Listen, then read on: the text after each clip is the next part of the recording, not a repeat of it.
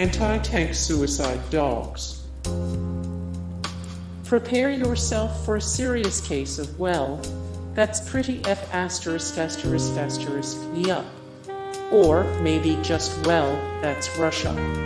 The Russian dog mines would be trained to run up to tanks and crawl under them in order to earn food. Days before battle, the Russians would starve the dogs and then release them en masse on enemy tank formations. Only instead of finding dinner under the tank, the dog mines would find themselves instantly vaporized by the 25 pounds of explosives they carried. Russia trained upward of 40,000 dogs for the tank corps and claimed 300 German tanks had been destroyed or damaged by them.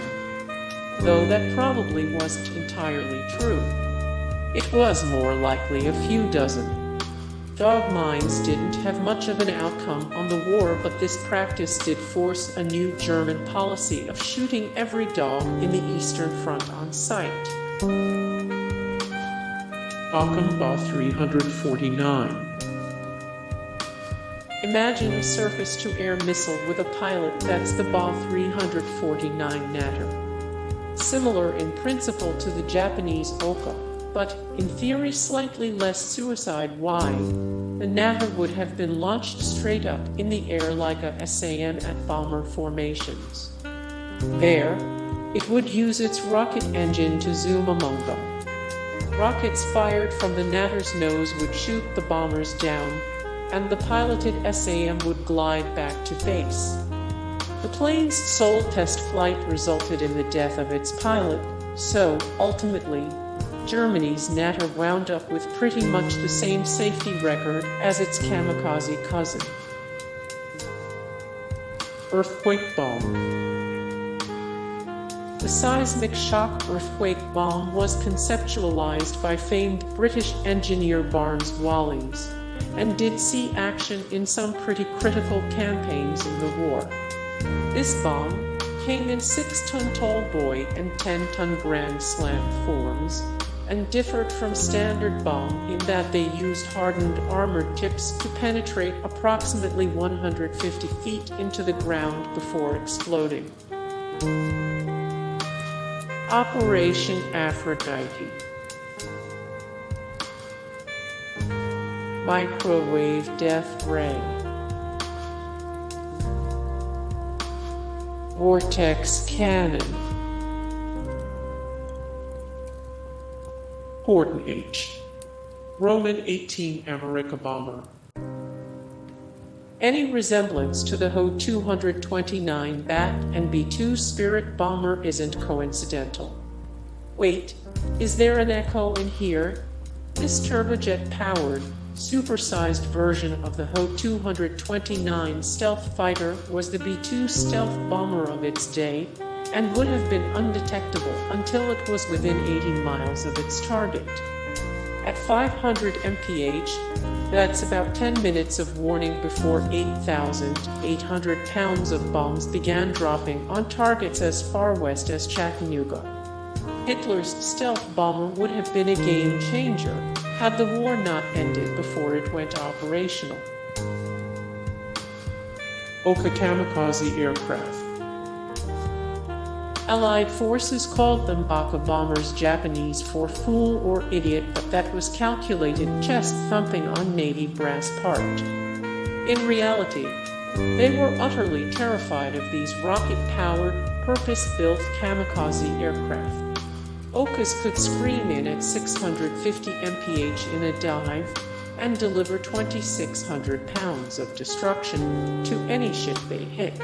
Dropped from motherships 23 miles away, these Betty-guided missiles wreaked a good bit of havoc later in the war. Japan wasn't able to field them in numbers large enough to attack the most important capital ships, which is probably the only reason our fleet isn't lying at the bottom of the Pacific today. V3 London gun. The V3 London guns, had they been conceptualized earlier, could easily have brought a very swift end to Britain's resistance in the war. Essentially, The V3 cannons were 430-foot-long cannon barrels sunk into the ground and pointed at a single target. In this case, London. Small chambers along the barrel contained explosive charges and would go off behind the shell as it passed. Fugo fire balloon. While Germany was dropping V2 rockets on London, Japan was experimenting with vengeance weapons of its own. Utilizing the jet stream that flows from northern Asia straight down America's west coast, Japan loaded firebombs into simple balloons and fused them to release over the Pacific Northwest. The hope was that they would trigger devastating wildfires. Japan actually did send a few over, but gave up on them pretty quickly. Most short-fused and dropped in the ocean, and the one that did hit its target failed to start the fire they were hoping for. I-400 aircraft carrier submarine. Of all the secrets revealed at war's end, enormous for the time, the I-400 class submarine carried 3 sarin light torpedo bombers, each capable of delivering 2,000 pounds of bombs more than 300 miles away from the submarine that launched them. The I-400s were built specifically for surprise attacks on American West Coast cities, and could potentially have wreaked havoc as far inland as Las Vegas. The Panama Canal was another important target, a vital supply line for Pacific. Fukiyuri suicide dive suits. Using suicide bombers is always a last-ditch act of desperation, and Japan was certainly feeling that toward the end of the war. These dive suits were meant for attacks on ships in protected harbors, where kamikaze planes couldn't get close enough without getting shot down. The divers, weighted down with 100 pounds of lead or more, would be dropped off underwater up to 6 miles from the target ship. They'd walk on the ocean floor all the way there, attach a magnetic limpet mine to the bottom of the target ship, and die when the explosive went off. Flying tanks. Horten Ho 229. The Bat looks a lot like a B-2 Spirit stealth bomber, and not without reason. The B-2 was a direct descendant of the Bat fighter, which was captured and studied by America at the end of the war. A top speed of 600 miles an hour, 230 mm cannons, and a 1,100 bomb load, this futuristic fighter bomber could have wreaked havoc on England had it been put into production. Plus, as we've recently discovered, it truly was built for radar stealth. The all-wood and carbon glue construction reduced radar detection by 37%. With this kind of stealth and speed, Hortens could have annihilated scores of British fighters before they ever made it off the runway. Sturer Emil. Me-264. The Me-264 Messerschmitt's follow-up to the jet-powered Me-263 was the most favored of the designs submitted for Hitler's Amerikabomber program. A fairly conventional design, not unlike our own B-29, this bomber could have carried a respectable 6,600 pounds on the 9,000-mile round-trip journey to America and back, or a massive 30,000 pounds 5,300 miles. The latter might well have been disastrous for us had Germany captured landing and refueling fields in Greenland or Iceland. But by the time Germany worked the bugs out, they didn't have the time or materials to build it.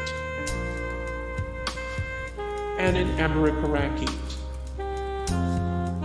The Annan was a variation in the V2 rocket that never quite got off the ground. and good for us too. As you might have guessed from the name, this two-stage rocket was intended to cover the distance between America and Europe and deliver 1,000 pounds worth of payload as far west as central Pennsylvania. Germany never could get the guidance systems to work quite right, so they opted to use U-boats parked offshore to guide the missiles in on final approach. The missiles would likely have been in operation by 1946 had the war continued. Landkreuzer 1000 Ratte. If the Germans had finished building it, the 1,000-ton Ratte would have been the largest conventional tank ever built. The Nazis envisioned the Ratte as a kind of battleship for land, literally. Its massive 283 mm cannon was to be taken directly off the deck of a Scharnhorst-class battleship and would have been capable of hammering hard targets up to 17 miles away. With armor 2 inches thick in some places, the Ratte would have been almost invulnerable to all but the biggest bombs in the Allied arsenal. Hey guys, thank you so much for the support and likes and comments down below, and also thank you so much for watching, and I look forward to see you in the next video. Then take care, bye.